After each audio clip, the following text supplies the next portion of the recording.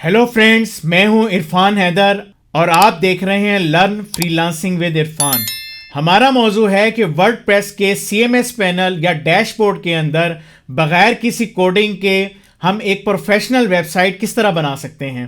तो आइए चलिए हम सबसे पहले जो है वो डैशबोर्ड पे चलते हैं। ये वर्डप्रेस का डैशबोर्ड है। इसको सीएमएस पैनल भी कहते हैं, इसको डैशबोर्ड भी कहते हैं और इसको बैकएंड पैनल भी कह सकते हैं। इस वक्त अगर देखें हम ये कि हमारी जो करंट वेबसाइट है जो हमने इस बैकएंड पैनल के ज़रिए क्रिएट की है उसकी क्या पोजीशन है, तो हम अगले टैब में जो है वो इसको विज़िट कर सकते हैं। और इसके अगले टैब में मैंने इसी थीम का डेमो पेज खोल रखा है ताकि हमें मालूम हो सके कि हमारे थीम के अंदर कौन कौन से फीचर मौजूद हैं और हम उसको किस तरीके से अपनी बनाने वाली वेबसाइट में यूटिलाइज कर सकते हैं। समझने के लिए एक बात यहाँ ज़रूरी है कि कोई भी वेबसाइट भले वो वर्डप्रेस में बनी हो, भले वो किसी और सीएमएस पैनल में बनी हो, बुनियादी तौर पर वेबसाइट 3 बड़े हिस्सों में मुश्तमिल होती है। पहला हिस्सा कहलाता है हेडर, दूसरा हिस्सा कहलाता है बॉडी और तीसरा हिस्सा कहलाता है फुटर। अगर हम स्क्रीन पर चलें और यहाँ पर देखें तो यहाँ से ये वाला हिस्सा, इसको हम हेडर कहते हैं। इसमें जो है वो वेबसाइट का मेन टाइटल और इसकी टैगलाइन और इसका मेन्यू बार, ये इसके बुनियादी हिस्से हैं जो कि हेडर में होना लाजमी है। उसके अलावा जो है जिस तरह ये सोशल मीडिया आइकॉन्स नज़र आ रहे हैं या ये जो डेट और टाइम नज़र आ रहा है या ये लेटेस्ट पोस्ट का जो टिकर नज़र आ रहा है, ये जो है वो इसके एडिशनल फीचर हैं। इसके बाद जो ये वाला हिस्सा है जिसमें ये तस्वीर और ये हेडिंग और ये डाटा और ये साइड पर एक साइड बार नज़र आ रही है जिसमें जो है वो कैटेगरी, आर्चिव, सर्च का बटन है, ये इसका बॉडी का हिस्सा है। इसको जो है वो वेबसाइट की बॉडी कहेंगे। और सबसे निचला हिस्सा जो है वो फुटर कहलाता है। तो यहाँ पे वेब के पूरे स्ट्रक्चर को समझने के लिए सबसे पहले हम हेडर को डिस्कस करेंगे कि हेडर में हम अपने कंटेंट को किस तरह कस्टमाइज कर सकते हैं। तो चलिए देखते हैं। तो सबसे पहले हम हेडर को डिस्कस करेंगे कि हम अपने बैकएंड पैनल को इस्तेमाल करते हुए किस तरीके से हेडर को कस्टमाइज कर सकते हैं। तो चलते हैं अपनी स्क्रीन के ऊपर। हेडर को कस्टमाइज करने के लिए हम सबसे पहले अपीयरेंस में जाकर थीम के ऑप्शन से नीचे एक ऑप्शन है कस्टमाइज का।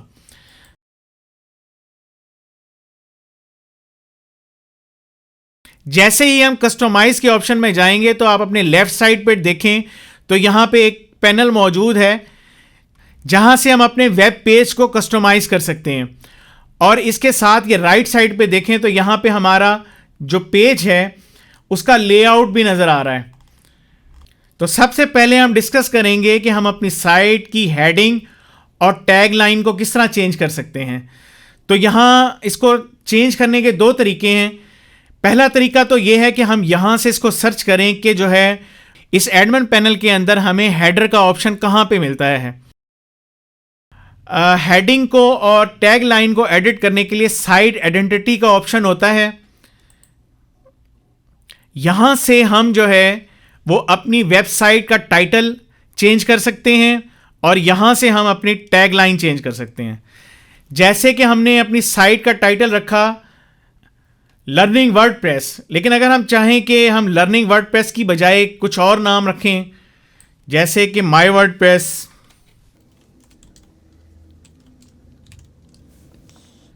तो ये देखें कि यहाँ एडिटिंग करने से यहाँ पे हमारे जो है वो टाइटल के अंदर भी नाम चेंज हो गया।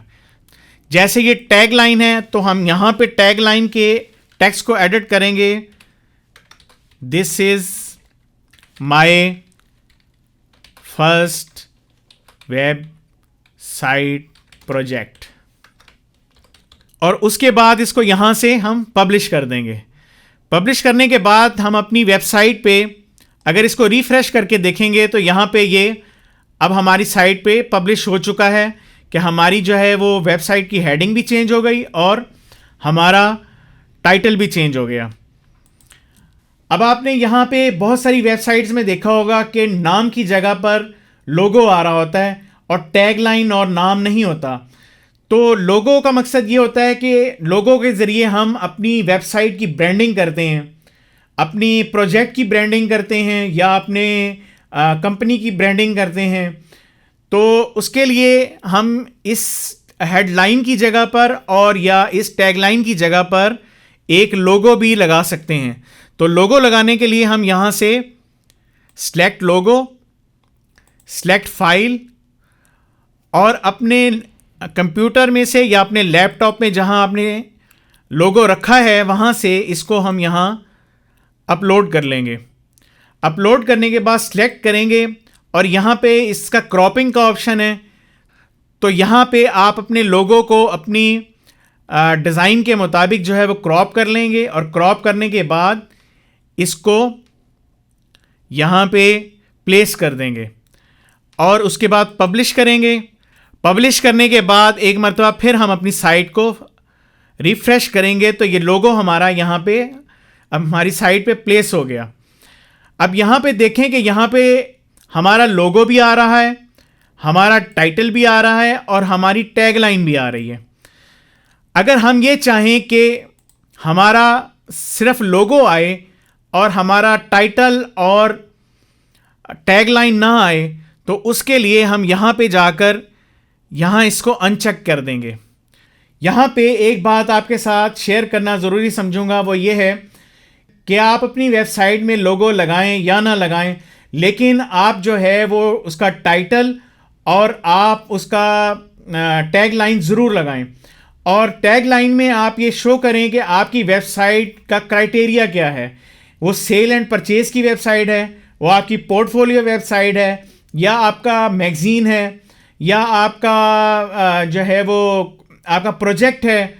तो उससे फ़ायदा ये होगा कि जब आपकी वेबसाइट गूगल में रैंक होना शुरू होगी तो उस वक्त आपका टाइटल और आपका टैगलाइन भी साथ में रैंक होना शुरू होगा। तो इस तरीके से गूगल में रैंकिंग लेने में आपको आसानी होगी। अगर आप सिर्फ जो है लोगो लगाते हैं और जो है वो अपनी साइट का टाइटल जो है वो उसको रिमूव कर देते हैं और टैगलाइन भी नहीं लगाते, तो उस वक्त फिर गूगल में उसको सर्च रैंकिंग में लाने में जो है वो आपको मुश्किल पेश आएगी। तो ये था हमारा साइट टाइटल, लोगो या टैगलाइन का सेगमेंट। इसके बाद जो सबसे इम्पॉर्टेंट चीज़ जो हेडर के अंदर इंक्लूड होती है वो होता है मेन्यू बार।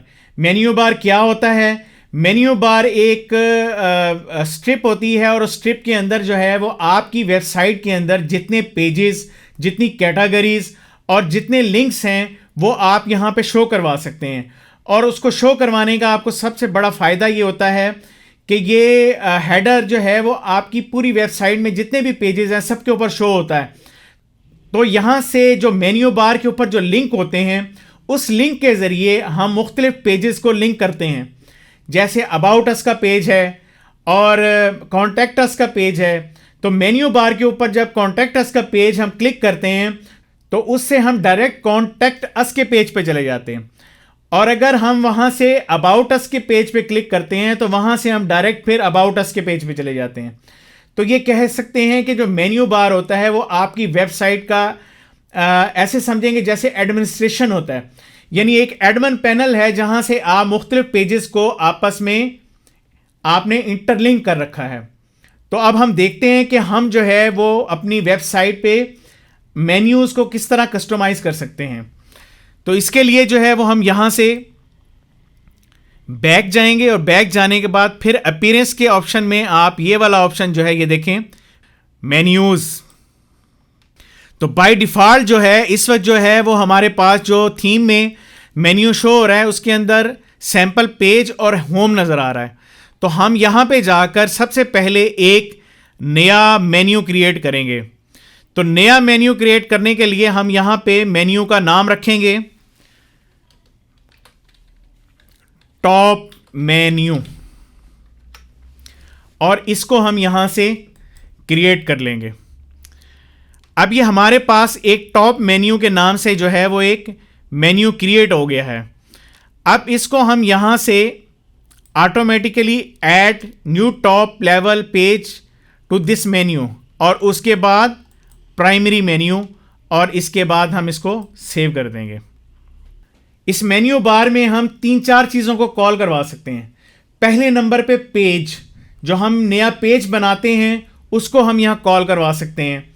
दूसरे नंबर पे अगर हम कोई कैटेगरी बनाते हैं तो वो कैटेगरी भी हम जो है वो यहाँ पे कॉल करवा सकते हैं। और इसके अलावा जो पोस्ट है उसको हम यहाँ पे कॉल करवा सकते हैं। और चौथी चीज़ जो है वो यहाँ पे हम एक कस्टम लिंक क्रिएट करके वो भी हम यहाँ पे कॉल करवा सकते हैं। तो इस वक्त जो है वो ना तो हमने पेज बनाया है और ना हमने अभी कैटेगरी बनाई है। तो हम जो है क्या करेंगे कि सबसे पहले हम अपना लेआउट क्रिएट करने के लिए या अपने लेआउट को सीधा करने के लिए पहले हम ये करेंगे कि हम एक कस्टम लिंक जो है वो जनरेट कर लेंगे, ताकि जो है वो हमारे हेडर की जो है जो साख्त है वो थोड़ी सी जो है वो हमें क्लियर हो जाए कि हमने इसमें क्या करना है। कस्टम लिंक को जनरेट करने के लिए हम इस यहाँ कस्टम लिंक पे क्लिक करेंगे। यहाँ पे कस्टम में मैं सबसे पहले एक लिंक बनाता हूँ स्पोर्ट्स का, और इसको यहाँ से हैश लगाने के बाद इसको ऐड मेन्यू कर देता हूँ, और फिर उसके बाद इसको सेव कर देता हूँ। और अब यहाँ पे जाकर अगर मैं देखूँ तो ये स्पोर्ट्स जो मैंने क्रिएट किया ये जो है वो जनरेट हो चुका है यहाँ पे, क्योंकि मैंने इसको हैश का लिंक दिया है। तो जब मैं इसको क्लिक करूँगा तो ये इसी पेज पे रहेगा, किसी और पेज पे नहीं जाएगा। लेकिन अगर मैं इसको कोई लिंक देता हूँ, जैसे मैंने यहाँ पे जाके इसको www.facebook.com दे दिया और फिर इसको सेव किया, तो अब ये लिंक जो है वो काम करेगा। अब मैंने इसको रिफ्रेश किया और रिफ्रेश करके अब दोबारा इसको मैंने क्लिक किया तो ये देखें ये फेसबुक पे रीडायरेक्ट हो गया। इसके बाद इसी तरीके से हम जो है वो एक और कस्टम लिंक जो है यहाँ पे टेक के नाम से जो है जनरेट कर लेते हैं, और उसको भी ऐड मेन्यू करके हम इसको सेव कर लेते हैं। तो ये देखें ये दूसरा जो है दूसरा लिंक यहाँ पे जनरेट हो गया, और यहाँ पर एक और लिंक हम हेल्थ के नाम से जनरेट कर लेते हैं और फिर इसको सेव कर लेते हैं।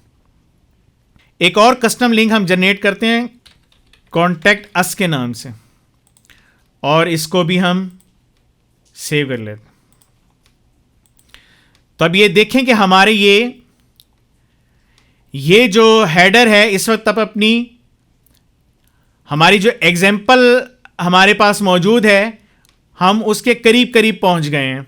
यानी जिस तरीके से उसने यहाँ पे लिंक जनरेट किए हुए हमने भी लिंक जनरेट कर दिए हैं, लेकिन ये लिंक जो हैं अभी किसी भी पेज के साथ लिंक नहीं है। ये जस्ट सिर्फ हमने यहाँ पे एज अ डमी लगाए हैं, लेकिन हम इसको जो है वो इन्हीं कस्टम लिंक्स को इस्तेमाल करके हम इसको किसी भी पेज के साथ लिंक भी करवा सकते हैं। अब एक और नेक्स्ट स्टेप आगे चलते हैं। अगर हम ये चाहें कि ये वर्ल्ड न्यूज़ जो है ये पहले नंबर पे आना चाहिए और ये स्पोर्ट्स जो है ये वर्ल्ड न्यूज़ की जगह पे आना चाहिए, तो इसके लिए हम यहाँ से इसका ऑर्डर चेंज करेंगे। यानी यहाँ से हम वर्ल्ड न्यूज़ को ड्रैग करके ऊपर ले जाएंगे और इस टेक को ड्रैग करके नीचे ले आएंगे, और फिर हम इसको अगर सेव करें और सेव करके रिफ्रेश करके देखेंगे तो इसकी पोजीशन ये हो जाएगी। देखें अब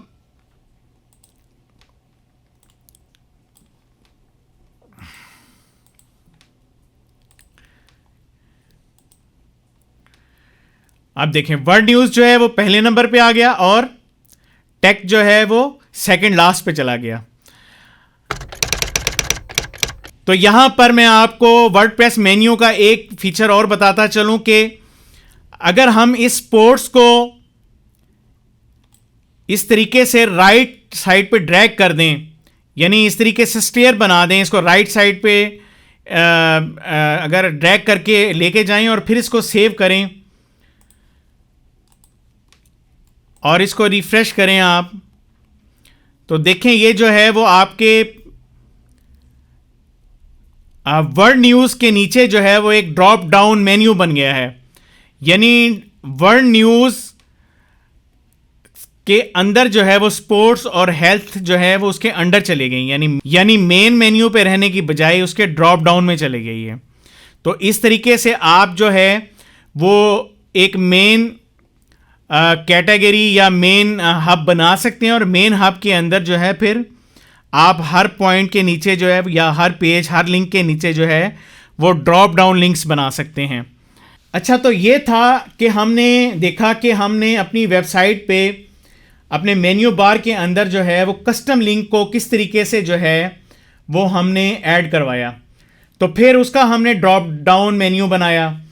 अब हम इसी तरीके से जो है वो अपनी वेबसाइट के अंदर जो है वो पेजेस और पोस्ट को और कैटेगरीज को भी ऐड करवा सकते हैं। उनका तरीकाकार ये है कि ये देखें, यहाँ पे जो है वो पेजेस हैं। जब हम नया पेज क्रिएट करेंगे तो वो पेज यहाँ पे शो होना शुरू हो जाएगा। तो इसी तरीके से जब हम एक नई पोस्ट बनाएंगे तो वो भी यहाँ पे शो होना शुरू हो जाएगी। इसी तरीके से हम जब एक नई कैटेगरी बनाएंगे तो वो कैटेगरी यहाँ शो होना शुरू हो जाएगी और उस कैटेगरी को हम आसानी के साथ जो है वो हम अपने मेन्यू में ऐड कर सकते हैं। और एक वेबसाइट के अंदर आप एक से ज़्यादा मेन्यू भी क्रिएट कर सकते हैं। यानी आपने टॉप मेन्यू के लिए जो है वो मेन्यू बार अलग बना लिया, उसके अंदर जो सेगमेंट्स आपने लगाने हैं वो अलग से लगा लिए। फुटर के अंदर जो आपने मेन्यू लगाना है उसमें आपने सेगमेंट्स चेंज कर दिए जो कि आपके हेडर से मुख्तलिफ हो गए।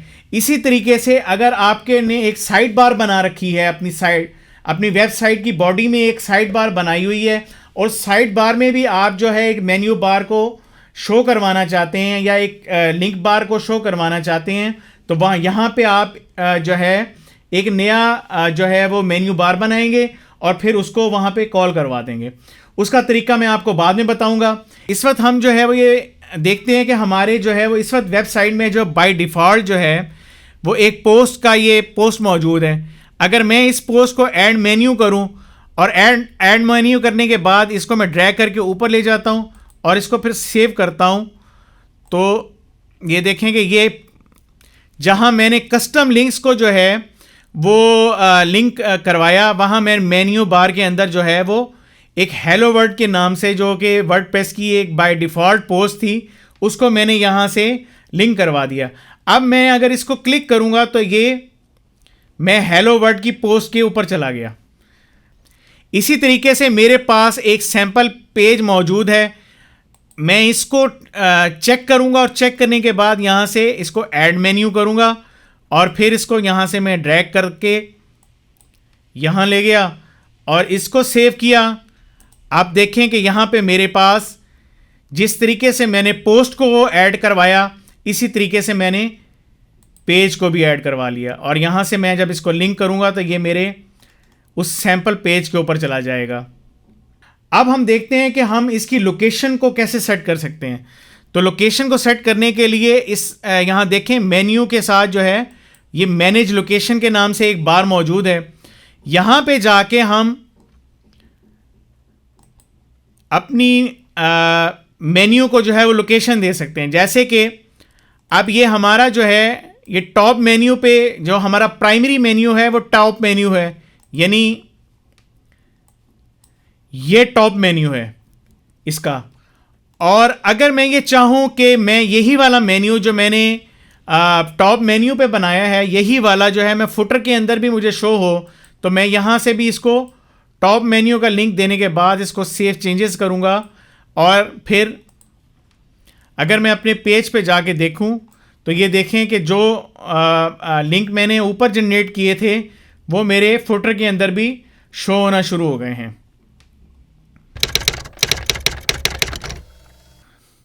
तो ये था मेन्यू बार कि हम हेडर में या फुटर में मेन्यू बार जो है वो कैसे बना सकते हैं। अब हम चलते हैं अगले स्टेप पर। अगले स्टेप में हम देखते हैं कि हमारे हेडर के अंदर जो है वो कुछ एडिशनल फीचर्स हैं जो शो हो रहे हैं। वो एडिशनल फीचर्स हम जो है वो अपने बैकएंड पैनल से जो है वो कैसे कंट्रोल कर सकते हैं। ये देखें, हमारे हेडर के अंदर जो है वो सोशल मीडिया लिंक्स नज़र आ रहे हैं, फेसबुक, ट्विटर, लिंक्डइन, इंस्टाग्राम।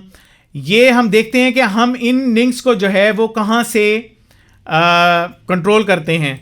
तो अगर हम यहाँ से अपने डैशबोर्ड पे जाएं और डैशबोर्ड में एक मरतबा फिर हम कस्टमाइज़ में जाएं और कस्टमाइज़ के अंदर जाने से और यहाँ पे हम अब अगर थीम ऑप्शन में जाएं और थीम ऑप्शन में जाने के बाद यहाँ से हेडर ऑप्शन में जाएं तो यहाँ पे जो है हमें ये लिंक जो है वो मिलते हैं। इसकी लोकेशन जो है वो मुख्तलिफ थीम में मुख्तलिफ हो सकती है, ज़रूरी नहीं कि इसी लिंक पे हो। मे बी ये हो सकता है कि मेन रूट पे पड़े हों। तो उसका तरीका, एक और तरीका मैं आपको बताता चलूँ कि जो है अगर आपको यहाँ लेफ़्ट पैनल में इसके जो है वो लिंक यहाँ से ना मिले, जैसे ये एक इन डिटेल पैनल है, तो इसमें जो है वो आपको ढूंढने में मुश्किल हो रही है। तो अगर आप यहाँ से अपने पेज के ऊपर देखें तो यहाँ पे इस पेज पे हर सेगमेंट के साथ जो है वो एक पेंसिल का निशान बना हुआ है। अगर इस पेंसिल के निशान पे भी मैं क्लिक करूँगा तो तब भी मैं उस पैनल में पहुँच जाऊँगा।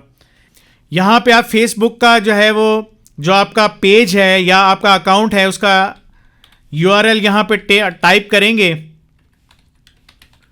facebook.com के आगे अगर आपका पेज है तो देंगे। ये देखें यहाँ पे जो है इसका आइकॉन यहाँ पे बन गया। इसी तरीके से हम यहाँ पे इंस्टाग्राम का देंगे तो ये इंस्टाग्राम का बन जाएगा। इसी तरीके से आप यूट्यूब का लिंक यहाँ पे टाइप करेंगे तो यूट्यूब का लिंक बन जाएगा। यहाँ से जो है वो इंस्टाग्राम पे क्लिक करते हैं तो आप अपने इंस्टाग्राम के अकाउंट पे चले जाते हैं। इसी तरीके से आप फेसबुक के पेज पे चले जाएंगे और इसी तरीके से आप यूट्यूब का लिंक जो है वो यहाँ से जनरेट करने में कामयाब हो जाएंगे। अब होगा क्या कि जैसे आपकी कंपनी का अगर प्रोफाइल जो है वो सोशल मीडिया पे भी मौजूद है तो आप इन आइकॉन को इस्तेमाल करके आप आसानी के साथ जो है वो एक सेटअप बना सकते हैं और अपने बाकी अकाउंट्स को जो है वो अपनी वेबसाइट के साथ लिंक कर सकते हैं।